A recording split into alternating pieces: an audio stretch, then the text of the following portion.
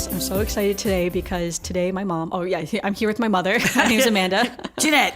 I realized one of the other recent podcasts we didn't do introductions. Yes, I realized that, but that was okay. Whoops, by now you should know who I am. so sorry about that. Sometimes I'm forgetting the introductions. But I am excited for this podcast because today my mom has prepped the podcast to go over the Grand Floridian. I'm so excited to hear more about the Grand Floridian and what she has discovered about the Grand Floridian Resort. And I want to say too, if you do hear some background noise, it's because my mom has two kittens, Elvis and Savannah, and sometimes they can just be a little bit noisy little kittens. Right. So they're very quiet, but we'll see. Yeah. Also, I apologize for any paper rustling or anything that goes on because I'm doing the research this time. I am not a computer person. I did everything on paper. I write everything out so that I can tell you all the good facts about the Grand Floridian, which were more than I expected. Yeah. So should I start? Yeah, go for it. It's more than I expected because we did the contemporary, yes, and we did the Polynesian, and those were a lot of facts and a lot of stuff that goes on. But I got to tell you, the Grand Floridian's got more going on than anybody even knows. It is amazing how things are tucked away because it's a very big resort. So obviously the way things are tucked away, you don't realize how much is going on. And as I'm talking, I realized that I never did anything about the wedding pavilion that's attached to it. So that's not part of this. That's okay. We'll have to do a Disney wedding thing somewhere down the line. But I didn't do anything about the wedding pavilion, which is even technically attached to it. And maybe that'll be my memory later on. But anyway, the Grand Floridian opened on June 28th, 1988. And that's 17 years after Disney World opened. So the other hotels were first and then this one. It was originally named the Disney Grand Floridian Beach Resort. And then in 1992, they added a 40,000-foot convention center. So the Grand Floridian sits on the Seven Seas Lagoon between the Polynesian Resort and Magic Kingdom. Disney originally planned to build a Thai-inspired resort with suites that actually included royal Thai decor. So it was supposed to be all this Asian theme. Then in 1973, due to the oil crisis and a whole lot of other reasons, tourism took a downturn. And because tourism took a downturn, that building was scrapped and it was never built. Yeah. And that's when they decided to bring up the point again of building a hotel. That's when they did the concept for the Grand Floridian. So by the 1980s then is when they started and evolved this plan. And any of you who've seen the resort, it was a joint effort between the architects, this is a long name, Wimberley, White Sand, Allison, Tong, and Gu, and the Disney Development Company. The architect previously designed the hotels for Paris, Tokyo, and Hong Kong Disney parks. So they had a relationship with these people, and that's who they went to build the Grand Floridian. So the Grand Floridian design was influenced by turn-of-the-century architecture, and where other hotels around the country that use this architecture, and it was all based from the 1920s. So like one of the hotels definitely was we were just talking about this before, the Coronado in San Diego is built like that with that 1920s look with the red gable roofs. So there are many iconic details in the Grand Floridian, which I guess you realize when you walk in because of it. There's the marble floors and all the stained glass. There's domes, chandeliers, and a big bird cage in the lobby. So when you walk in, you get that feel of that opulence and the 1920s. It has a historically accurate dedication of Victorian style that would have been to formal, and instead of designers focused on a more playful, they kind of mix the playful beach resort with the Victorian architecture. So you get that feel. So when you go in, it's light, it's airy. They used a lot of floral designs and lattice work from the Victorian area. And it's reflected outside with the white walls and the red gable roofs. And like I said, the one in Coronado is on Coronado Island in San Diego. It's on the beach. So it has that feel of the beach, but at the same time, it's got that opulence of the Victorian era going on. In 2013, they added the Vacation Club villas, which were completed and shared the Victorian theming of the hotel. I forgot that we did stay there once, and I forgot that when you walk in the lobby, it's dedicated to like a Mary Poppins theme, like a subtle Mary Poppins theme. And when you walk in, the fountain in the lobby has the penguins from Mary Poppins. And I forgot about that till I was doing the research and I saw the picture of the fountain. Coliseum, you forget about that because every time now when we're in there, we're coming off the monorail and just kind of looking at, like coming onto the second floor and looking at the whole lobby. And I forgot that when we checked in that time, we had come in through the DVC entrance, and I was shocked to see the lobby with the penguins and the fountain. Also, a little tidbit, the Beach Boys actually did perform there at the hotel. They filmed their music video Kokomo from the movie Cocktail at the Disneyland Grand Floridian. So Grand Floridian sits on the monorail, just one stop to the Magic Kingdom, which I can never get right. We go to Disney how many times, and I'm always asking Amanda, what's the next stop? Yeah. Where are we going? Which way are we going? Okay, guests can relax, as this is Disney, guests can relax in the sumptuous lobby, listen to a piano player, and watch evening fireworks light up over the Magic Kingdom. I mean, obviously, it's the perfect location. There are spots from the hotel where you can actually stand outside and watch the fireworks go off. Anybody who stays at the hotel, extra magic hours are provided to guests of the Disney Deluxe resorts, so they can take advantage of that. There is also magic in the 5-story lobby flooring. The Italian marble flooring has several characters, which I didn't even notice. Yes, I have seen that before. Yeah, actually, I guess you notice it when you see it, but they have several characters hidden within the detailing. So they say that you have to keep an eye out for the Fab Five, Cinderella, her prince, Tinkerbell, Peter Pan, and maybe even more than that. Yeah. But like I said, I know that we walk those floors and we do anything. I've never really noticed. Yeah, I have a little bit when I've been walking around and like I've looked down and be like, oh, look at that. That's so cool. And then that's kind of it. I haven't really like deep dove into what right. I mean, when I was doing this, I was like, they do pay attention to the detail. Okay, and obviously, anybody who's been there during Christmas time, it is decked out in splendor, a tree that you can't believe, garland going up the stairs, around the balconies, and with a life-size gingerbread house in the lobby. And I know we did the podcast about that, and that's my favorite. The gingerbread house in the Grand Floridian was my favorite. I thought the detail in the kitchen of it was adorable. They do go all out. The resort has 2 swimming pools. There's a courtyard pool is the largest pool, and then as well as having a children's pool and a large 181-foot long water slide. Now, some of the stuff, I didn't realize it was that big. Yeah, 181 foot. Okay. I guess some of that's what we see when you're on the monorail and you come through. Yes. Mm-hmm. You can actually see part of the pool area. Yeah. The main pool, that's not the largest pool though. The courtyard, what they call the courtyard pool, is their largest pool. The beach pool though has a gently sloping entry that makes it feel more like a beach. Yeah. So it has the 0 entry where you can just walk right in. They also have poolside cabana rentals. I didn't bother to look up the price, but they do have cabana rentals. I'm sure the prices have changed depending upon when you're listening to this. Yes, I didn't bother to look up the price for that. But yes, you can. And I'm sure they're expensive. Yes, they are very expensive. As all things in Disney. Yes, I know that for a fact. But people who want to stay by the pool all day, obviously some people really like the idea of having someplace to get in and out of the hot sun, be there all day. Those pool cabanas usually have refrigerators with snacks and fruits and drinks and whatever you need. So that's something to think about. The hotel has 800 guest rooms and 25 suites. The largest suite is the Walt Disney Suite at 690 feet. Oh, wow. I mean, that's like living in a house. Well, that's a small apartment at that point. Yes.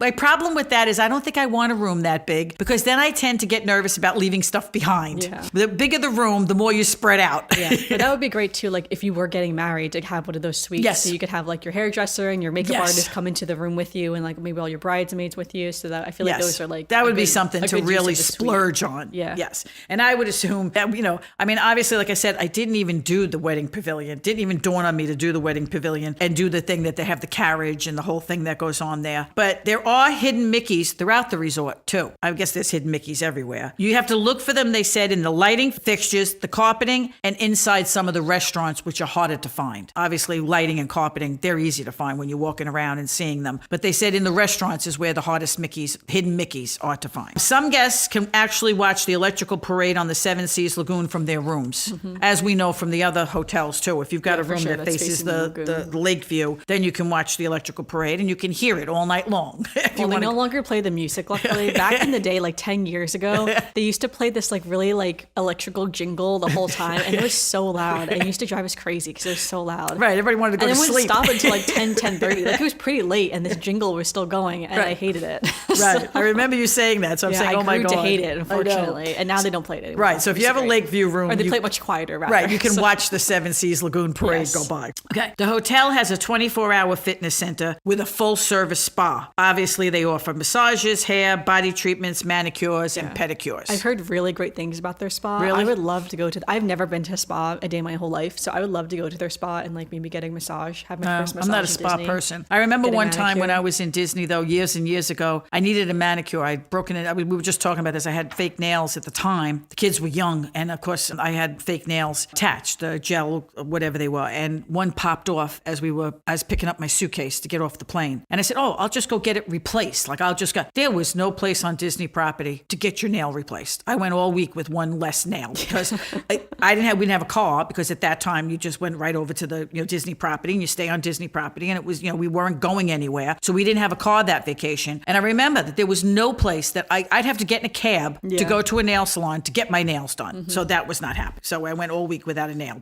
but now they have nail services at the spas. Recreational activities. I mean, every hotel has these. The deluxe hotels especially have some kind of activities going on. Well, they have a nighttime campfire where you can roast marshmallows by a fire on the beach from 5:30 to 6:30 at night. And then there's movies under the stars at 7:30 at night. The campfires every night, but the movies under the stars are Sundays, Tuesdays, Thursdays, and Saturdays at 7:30. You can rent a motorized boat rental available at the marina. Cannot take them out by yourself anymore. They used to have motorized boat rentals where you could run around and take them out by yourself. For sure. Now they're like pontoon boats where they'll take you out for a ride and do that kind of stuff. I remember years ago they used to have those little boats though that people used to rent and like zip all over the place. Okay, they do have. They took it away from. Yes, they took it away because people obviously were not paying attention to all the rules. They do have guided fishing expeditions on the boat, on pontoon boats that can be booked at the marina. They have specialty cruises to see the fireworks on the internet. You go to the International Gateway, and that's where all the boats kind of congregate, where you can see the fireworks go off on the lagoon right over your heads. I know we looked into that one time doing it with friends of ours, and for one reason or another, we decided not to do it. But they'll take you out. Usually it includes drinks, soft drinks, and some snacks while you're out on the boat. They also have a basketball court and a place to go and play arcade games. Yeah, for sure. Extra amenities. Obviously, deluxe resort. You can do anything you need to do with this hotel. This is a deluxe hotel. You can get in-room florals and gifts, watercraft transportation to the Magic Kingdom in addition to the monorail, bus transportation to the Springs and other parks. You can book the mini service van if you want to. You get complimentary Wi-Fi, parking. They have ATM and banking. The front desk can actually even exchange currencies, which I thought was very interesting. Yeah. Because especially when you're traveling internationally, you say to yourself, okay, what am I supposed to do with all this money and do whatever needs to be done? They will exchange foreign currencies. They have a business center. They have laundry and dry cleaning services, housekeeping services, mail services, and of course they have a club level, which has concierge and full support. They will book your reservations. They will book your tickets. They will help you with everything if you're staying at the club level. Shopping. When you get off the monorail, it's easy not to miss the shopping. Most of the shopping is on the second floor. It looks over onto the lobby. The walkways in front of all the stores look over onto the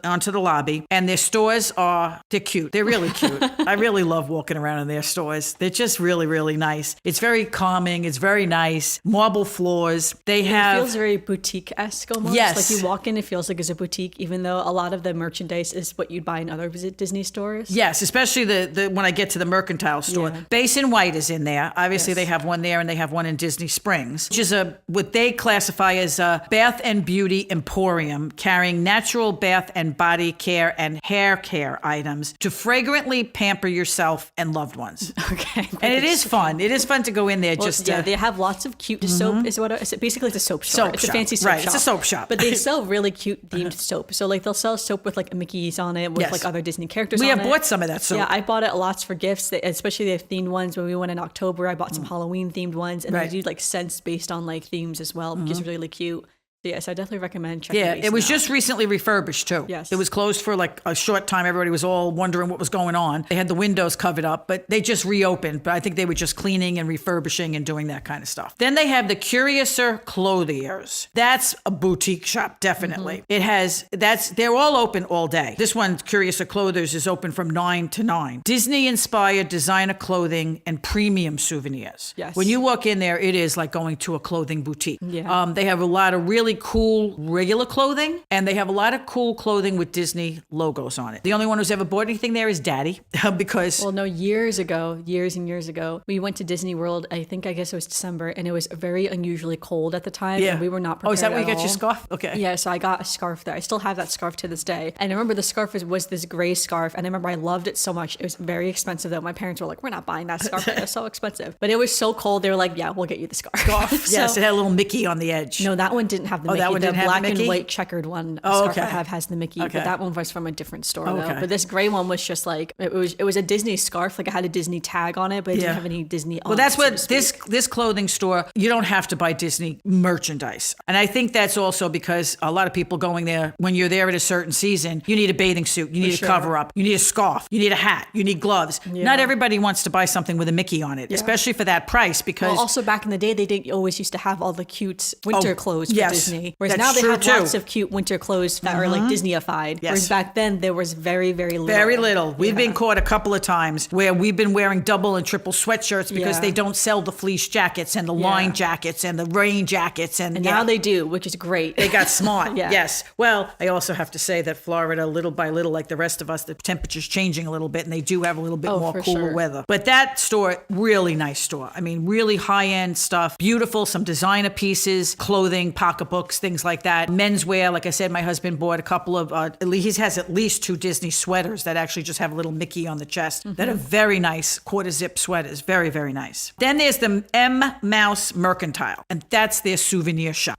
And like you said, even going in there though, when you're walking around, it's not like going into any other like souvenir shop. Yeah. It seems like more of a boutique experience. For sure. And that one covers everything. It's got souvenirs, it's got apparel, it's got accessories, it's got Mickey ears, it's got plush toys, it's got candy, it's got a little bit of this, a little bit of that, lots of gift items. I bought a pair of pajamas in there once, a Mickey. I bought them for the top, Minnie Mouse sweatshirt top. It's a nice little store. What's very pretty about these stores is they're all on the second floor of the hotel, and all their windows are all Victorian. So as you're walking around the store, it's very light, very airy, and they all look out over the pool, over the gardens, over, so you still get that feel like you're open Victorian area. Sure. And then downstairs on the first floor is their hotel store. Every Disney hotel has a little store. This one's called Sandy Cove Gifts and Sundries. It's open from 8 o'clock in the morning till 10 o'clock at night. And that's their general store. That's where you can get souvenirs, you can get gifts, you can get pins. They do sell spirits, as they call them, beer, wine, little things to take up to your room. And then they also have some basic food. So people who want to eat in their hotel room or do whatever. You can even buy a luggage. They even have pieces of luggage in there. If you need a piece of luggage at the last minute, do anything. That's what I call their general store. They have all the sundries. If you need aspirin, if you need a nail file, if you need anything, anything, shaving cream, whatever. They have that little space that has all their little sundries. So that's just generally convenience store. So now we've gone through all of like the hotel except for the dining. And I got to tell you,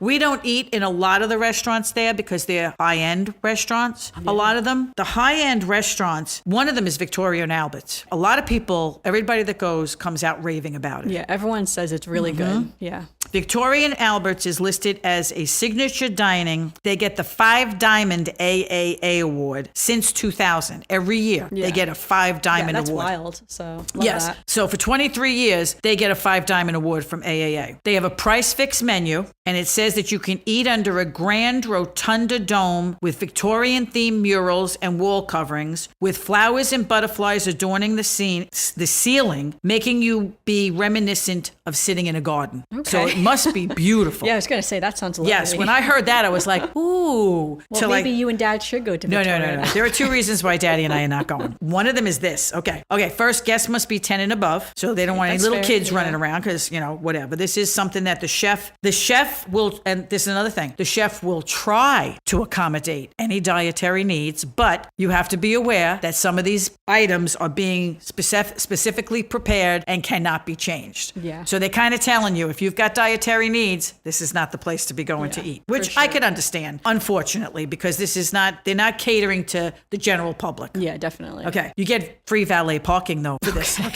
Okay. They have a wine list of 500 wines from 35 different regions. And they have obviously specially trained sommeliers to help you with that. For sure. Okay. Now we'll get to the price. The price is $295 per guest. Okay. And if you want a wine pairing, it's another $155 per guest. And then if you want a zero proof, because they do have zero proof for people who don't drink, that's only $115. I thought that was kind of funny that you only save $40 by not getting liquor. But okay, obviously those other mocktails, I guess, are like, still expensive. Yes, they're still very good cocktails. Okay. And that does not include tax and gratuity. Okay. Yeah. So this is one reason why we would not be going. That's why. So it's $295 per guest. Because that's $100 more than the one in the France Pavilion that also Monsieur Paul, yeah, right? Because that one also has a prefixed, very fancy 7-course type of meal. So that one's $100 less though. So I guess if you want to go a little bit cheaper, you can try to go there if you don't want to go to Victoria and Albert's. Right. Okay. Also, you have to dress for this. Yes. This is not one of those places where you can show up in your Mickey ears or your shorts or your little, T-shirt. Obviously, most restaurants, they don't want you coming in a tank top or whatever anyway, but this is not a place where you can go to the park all day. Well, I would imagine if you're spending almost, including gratuity and tax, if you're spending almost $500 per person with alcohol, that's $1,000 for a couple to go out to dinner. Right. They consider their dress code semi-formal or formal. Yeah, no, I love that actually. I would love to go to a semi-formal or formal dinner. Yes, because remember, guys, you're saving on the valet parking. Yes, so you're saving on the $20 to $30 for valet parking. Okay, but the second thing is that obviously it's a price fixed menu. Yes, and the chef is preparing dishes that are gourmet dishes. That to be a person to eat this, you have to be able to taste no matter what they bring to the table. I would say too, you have to appreciate food. Yes. I would say, like, I am a very plain eater. Like I love pasta with smart balanced butter. That's like one of my favorite meals. This food would be a waste on me. Well, you're a vegetarian. You can't go to this. Yeah, but even if I wasn't vegetarian, it would just be a waste on me. Well, the problem, I have a nephew, a man's cousin, my nephew. Like we were talking about them. Him and his wife are chefs. Yeah. And he has traveled all over Europe, visiting the restaurants, working with them in the kitchens and going and checking all the kitchens out and doing this and doing that. And when they went to Disney, him and his wife, he took his wife and they went to Victoria and Albert's. Yeah. And they loved it. Yeah, they both said it was phenomenal. It was phenomenal. My problem with that is I would love the experience. I'm not so sure I would love the food. We were just talking about this also the other day. I'm a general eater. You can take me to almost any restaurant, except an Indian restaurant, because I don't really like the curry flavors and their spices. But even there, I could probably find something to eat. I can find something to eat in any restaurant. I'm fussy. I'm very, very fussy. I pick, I choose, I request. Not a lot, but I do request if it's possible, because I'm a very fussy eater. But I am a general eater. I don't say, oh, can't go to that restaurant. Oh, can't go to that restaurant. You tell me we're going to a restaurant, I say, okay, because I can always find something to eat. And if the restaurant's a good restaurant, then I'm enjoying the atmosphere. I'm enjoying I'm enjoying being out. So I'm a general go anywhere, but I don't want to pay this kind of money to eat that food. I would like to see the place, but I don't think so. Yeah. So that's Victoria and Albert's. Okay. Then we get to the regular restaurants. Okay. Citrico's. Obviously, all these restaurants, reservations are recommended. Citrico's is a restaurant we have been to a couple of times. They changed their menu when they refurbished it. Okay. And now it's really... I didn't realize that actually. Yes, they changed their menu because even like I said, I could find something to eat on there, but even I look at it and go, limited, okay? Limited, definitely. And not something that if we were going to Disney, I'd say to you, let's go to Citrico's because you would not be able to find anything to eat. Yeah. And it's very expensive and you'd be buying you'd be asking for the kids like salad and macaroni and cheese or something and not,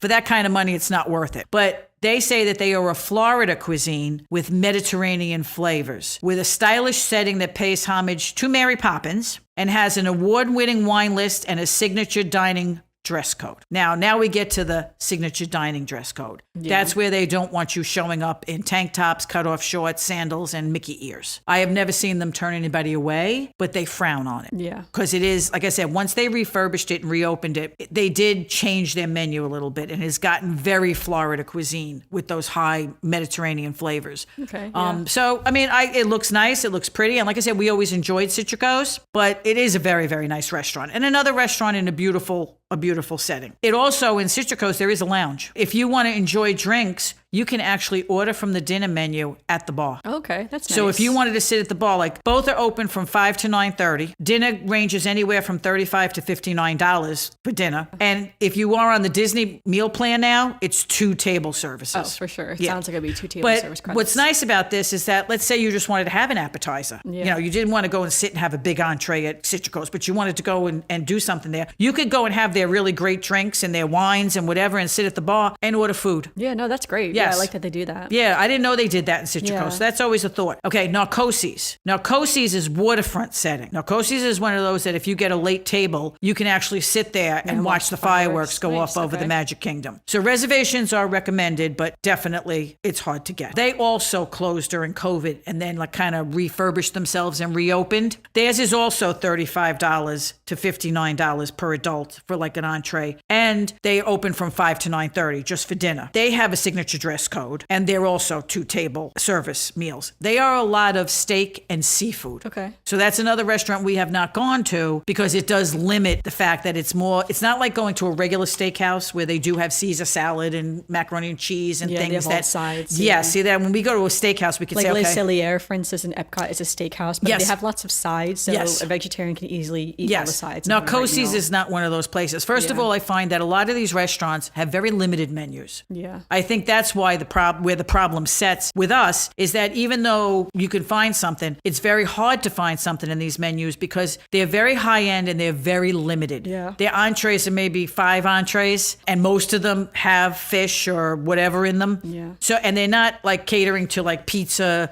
flatbread, sandwiches, hamburgers. They don't do that there, yes. If you're going to go to Narcosis, you're looking to have a steak or a fish entree or, a very fancy chicken entree. So that's why these are 2 restaurants that we have not gone to recently. I would like to go to Narcosis. Who knows? Maybe next year when you guys are doing something else, maybe Daddy and I will go check out Narcosis because I know that both of us can eat fish. And my dad loves fish. He's a big Yes, fish he eater. loves fish. Every place we go, he orders fish. So maybe if you're busy when you go do the marathon and stuff, maybe we'll go to Narcosis. Yeah. You never know. Plus, I don't care about sitting there to see the fireworks, so we can always get an earlier dinner, Okay. One of my favorite places to go is Grand Floridian Cafe. Anybody who's been to the Grand Floridian Cafe, it's very light, very open, very airy. I love the Grand Floridian Cafe. Just that little Great Victorian look. It looks over the gardens. It says here that it serves American classics served in the English countryside, and the restaurant has views of the rose gardens and the courtyard pool. And it does. Theirs goes down a little bit in the fact that they serve breakfast, lunch, and dinner, and their prices go down to $15 to $35 for an entree. But we've eaten dinner there, and we've eaten breakfast there. Yeah. And it says here, besides having a wide selection of entrees, you can get house-made goodies from the Grand Floridian Bakery, such as smoothies, espresso, and hot or frozen cappuccinos and lattes. Cocktails and Disney's family of wines are also available. So it has a big selection, and I think that's what's great about them. First of all, it's got a really nice menu. Mm-hmm. Their breakfast menu has stuff on it that I'm always in a quandary what to order because they have so many good things. And their food is really good. Like everything we've ordered there has always been always good. So good. The service has always been excellent. You're sitting there with those Victorian windows looking outside. The waitresses or waiters are always very, very friendly, very nice, very comfortable. And it is a decent restaurant in the fact that you're not going and spending $60 for a piece of fish or a piece of meat. They have entrees, but they also have hamburgers. They also have things that other people can eat, pastas and different things on the menu. So we do really like Grand Floridian Cafe. And then, of course, we get to Enchanted Rose, which is the bar. Yes. One of my favorites. That's open at 3:30, as we know, because we went there one time when they opened. And at 3:30, people will be waiting for them to open. Yes, people are standing out in the hallway waiting. We were one of them, because we were tired. And I told Amanda, let's get on the monorail, because we were going to be eating dinner at the Grand Floridian Cafe. Yes. And Joe was working, so I said, let's go eat it. Let's go have a drink at the Enchanted Rose, which Amanda striked up a conversation with the bartender about running, and we had a very nice afternoon. But anyway, the bar service is open from 3:30 to 11 o'clock. The lounge has 4 spaces, so it's like 4 different rooms. There's the bar, and then there are 3 other spaces that have different theming after the Disney live action film, obviously of Beauty and the Beast, because we're Enchanted Rose. And the details are infused throughout the lounge, along with an outdoor patio. I didn't even know they had the outdoor patio. Yeah, I didn't realize they served drinks in the outdoor patio. We've always sat inside. We've sat in 2 of the different rooms and at the bar, and all of them are really, really nice. They have a nice little drink menu. They have very, very small menu of appetizers if you want to get appetizers. So they say that they serve shimmering sips and delectable appetizers. I love the way they use the words, but we do like the Enchanted Rose, so that's always good. They took away the tea room and a couple of different things to do that. And people were all up in arms because they did have a bar called Misner's.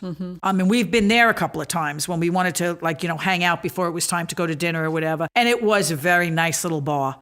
Nobody knew about it. It was very quiet, very, very nice atmosphere, very, very cute little place. So when everybody knew it was going away, everybody's like, oh my God, they're taking away Misner's. I can't believe they're doing that. I have to admit, Chanted Rose, nice little place to hang out. For sure. Okay. Now, the last one that I want to talk about that's in the hotel. No, actually, this one's actually in the hotel too, but those are the pool bars. 1900 Park Fair. Yes. Obviously, as everybody knows, that one just is coming back. So there's not a lot of details about what's going to be on the menu. Yeah, it is reopening in a month, and I think you can start making reservations if March you're listening 5th. to this live. Yes. So this episode comes out on March 4th. Okay. So if you're listening live tomorrow, you can start making reservations for when it reopens in April. Yes, it reopens April 10th. Yeah. I went back and looked to some of the basic information so I could have what I knew what I was talking about. The info, like I said, March 5th, you'll get the reservations. Opens April 10th. It's going to be a breakfast and dinner buffet, and they're also going to have afternoon tea parties. Oh, that's cool. And of course, there's going to be characters. Yeah. So we won't be going there. But a lot of people are looking forward to it because a lot of people were upset when it closed during COVID and never reopened. Yeah, because some people love character dining. So that makes sense. Yes. So the character dining is a big thing. And the fact that they're now going to have the afternoon tea parties that they used to have in the place where Enchanted Rose took over. Yeah. So they're going to go back to that little kind of idea. The other places that are there to eat is Gasparilla's Bar and Grill. Gasparilla's is their casual dining restaurant. Just like Polynesian has Captain Cook's and Oz has the Contempo Cafe, that's what Gasparilla's is. We have been there. Yes, when we were in between parks one time, we wanted to just get a little something and we went to Gasparilla's. It's a long walk through the hotel, but it's on the water. So it has casual dining restaurant, serving food all day. They're open from 6 a.m. to 12 a.m.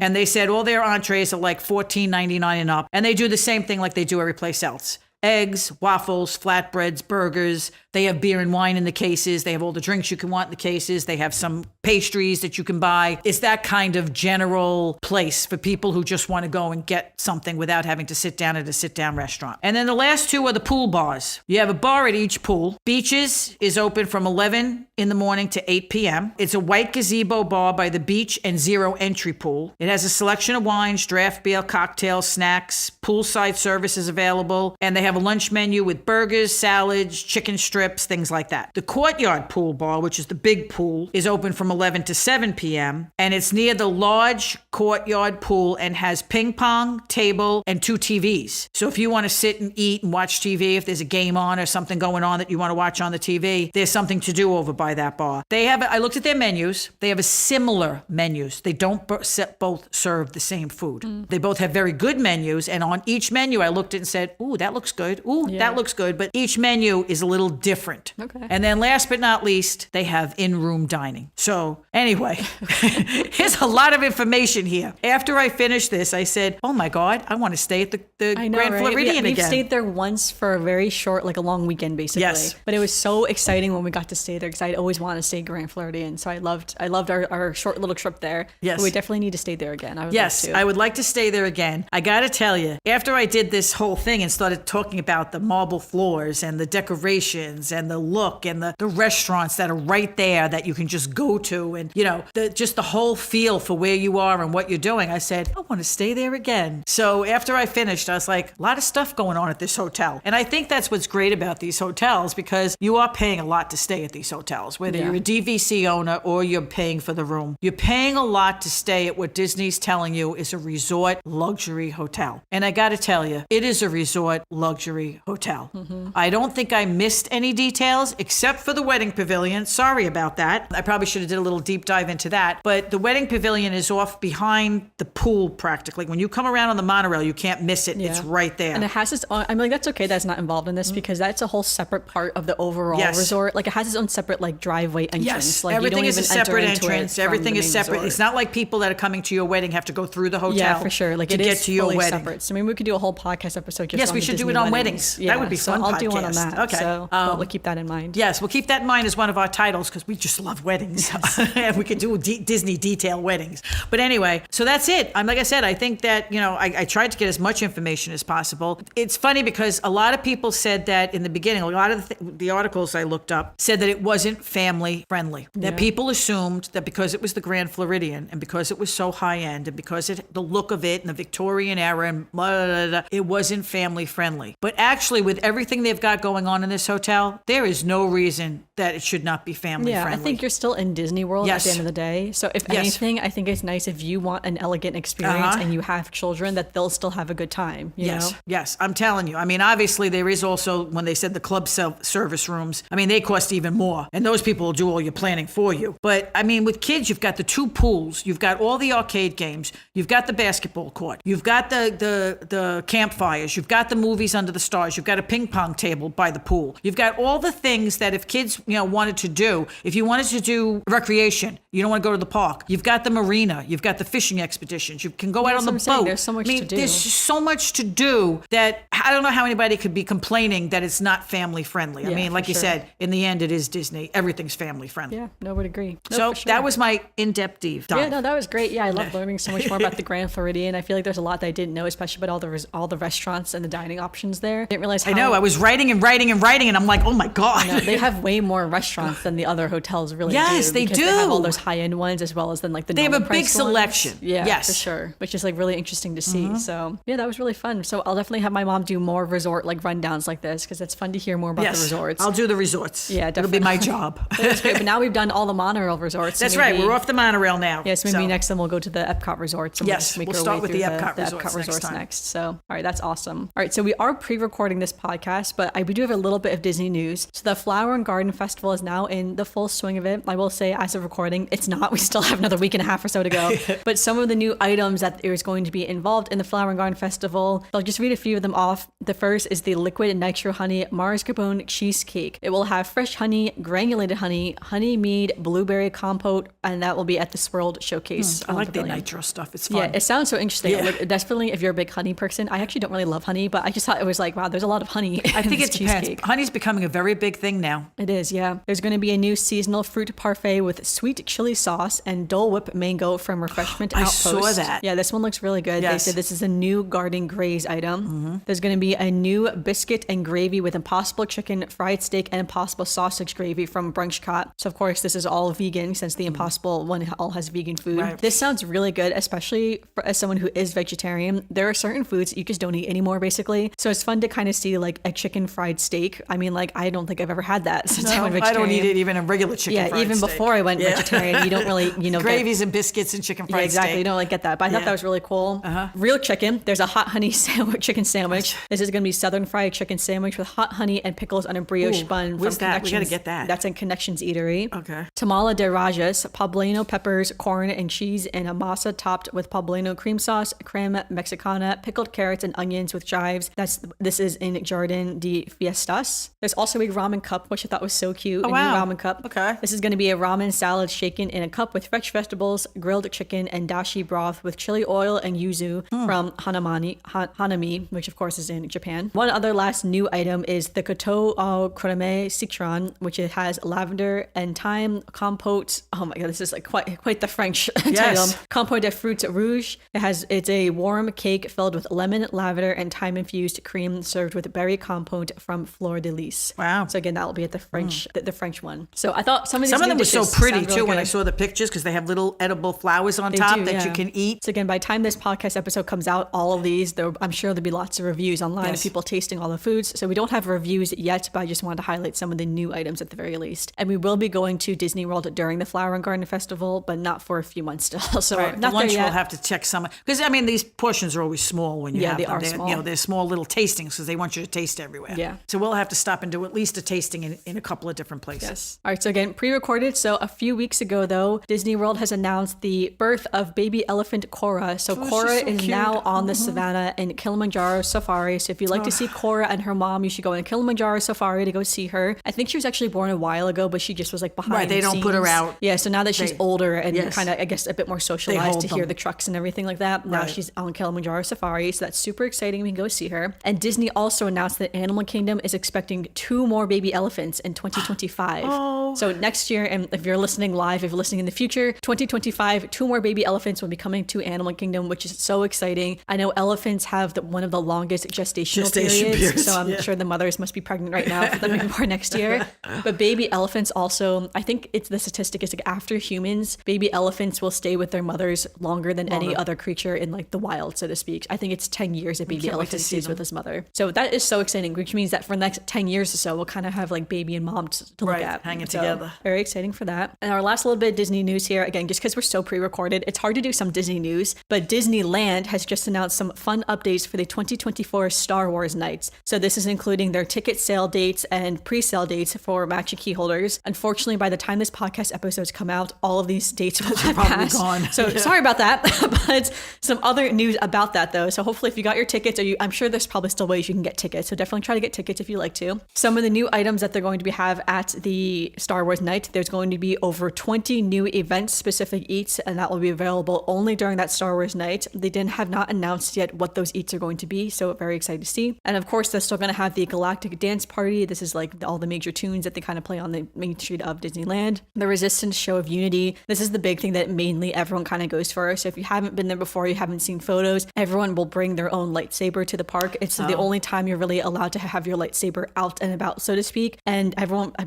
just kind of holds it up in the air and waves around the air with them lit up. But it looks really cool. Like if you see hundreds of people just holding a lightsaber in the air. Hold up their phones yeah, exactly. And just waving it around. It looks really cool. All those lights. Okay. So that's the whole thing. The Resistance Show of Unity. That's what it's actually called though. So, and again, this is like the only time it's like acceptable in Disneyland to take that lightsaber out. Normally they have to be kind of sheathed and like protected, since it is technically you're holding a plastic stick that could hurt people by accident. So yeah, so this is really cool. So if you definitely make sure you bring your lightsaber, I'm sure you could probably buy one there too if you would like. And then also you can also have lots of fair photo opportunities with rarely seen Star Wars characters and photo op backdrops. So I've seen lots of random Star Wars characters that you've never seen really in the parks before that they just whip out. You can take photos with, you can meet, interact with them. And Disneyland has always been known for the characters who just to be out and about walking around, whereas Disney World, you tend to have to wait on a proper queue and wait to go see them for a formal meet and greet. And so again, same thing, the Disneyland characters will kind of be out and about, but they will be some lines so you can take like proper photos with them too, so you can ensure that you get that photo. I didn't even know they had that. Yeah. So it's very exciting. The dates are only, I think, in April and May. So again, it's only a limited time to do this type of a festival, so to speak, for the Star Wars nights. So make sure you sign up. I think it's interesting that it's only in Disneyland. I wonder if they're going to bring it to Disney World eventually to like Hollywood considering Studios. They do so much Star Wars. Yeah, I'm not sure. And I wonder too, in 2023, they did Jollywood Nights for the first time in Hollywood Studios, which was the first after hours event that you paid for in Hollywood Studios. So I wonder if that was one of like their soft launches to see what it would be like to do a nighttime, a nighttime event in Hollywood Studios. So maybe in the future they will bring the Star Wars night to Hollywood Studios. But for right now though, it's only in Disneyland. All right, that is all of our Disney news. Now we have a few Disney birthdays. First, on March 6th is Mirabel Madrigal's birthday. So happy birthday, Mirabel. We all love Mirabel. I mean, like she's the main character from Encanto, so gotta love Mirabel. And on March 10th, we have Bucky Barnes. Bucky Barnes, another beloved character too. My mom's giving me this look. Yeah, where's he from? He's a main character in the Marvel series. Okay. So, no wonder I don't know. Yeah, he's the Winter Soldier. So I do love Bucky Barnes. He actually is one of my favorite MCU characters. I do like him a lot. Okay. Yeah, but happy birthday to Mirabel and to Bucky. They both are Pisces. Oh no, we're not Pisces. Wait,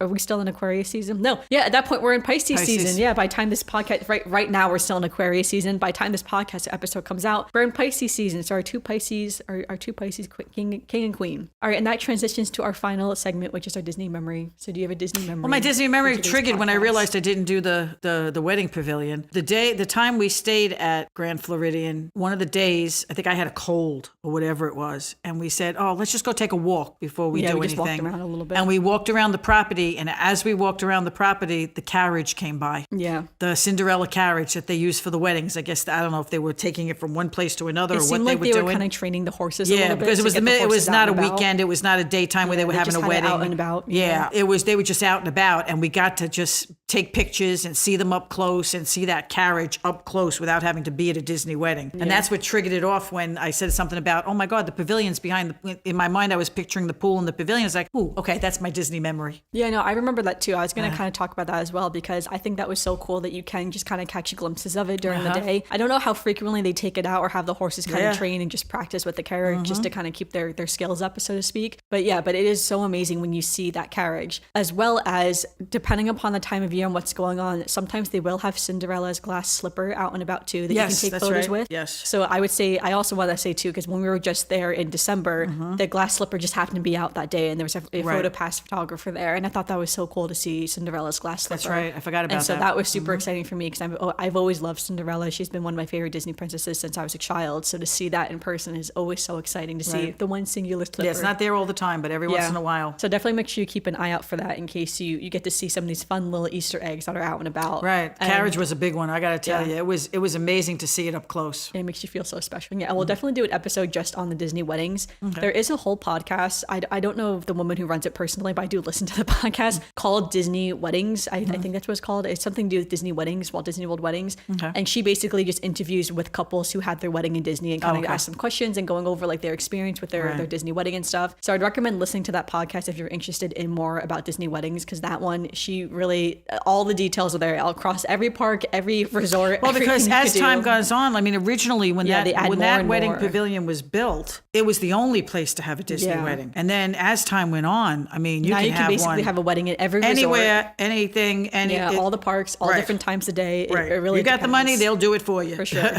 So I definitely recommend that podcast. We're not associated with her at all, but I really do like her podcast. I highly doubt she'd ever listen to our podcast. I'm not really sure. But if you're listening, I do love your podcast. Her own podcast. So, all right. Thanks so much for listening, everyone. Make sure you give us a review on Apple Podcasts or Spotify. Apparently, Google Podcasts is being phased out. So sorry to Google Podcast listeners. Yeah, within the coming weeks, Google Podcasts is going away. So we'll have to find a new platform if you're on Google Podcasts. Although we did distribute to Google Podcasts. Oh, did we? Okay. Yeah, we did. All right. As well as YouTube. So again, I don't know if I was filming back in the day when we went to the Grand Floridian on YouTube. So I'm not sure if I have any videos. I don't think so. I think that was so far back that so I only started filming our vlogs in 2019. We'll have to make it our business to go there again. Yeah, but we do have a YouTube channel where I do film and vlog all of our Disney trips up until now. So definitely make sure you check that out. Our social media is Spaceship Earth Design, and I will have a dedicated Instagram post on our Instagram. And it'll also be linked in the description below, so you can let us know what is your favorite thing about the Grand Floridian. Have you eaten at Victoria and Albert's? Have you eaten at one of the other restaurants? What is your go-to meal? Do you always have to visit in the Christmas time to see the big gingerbread display?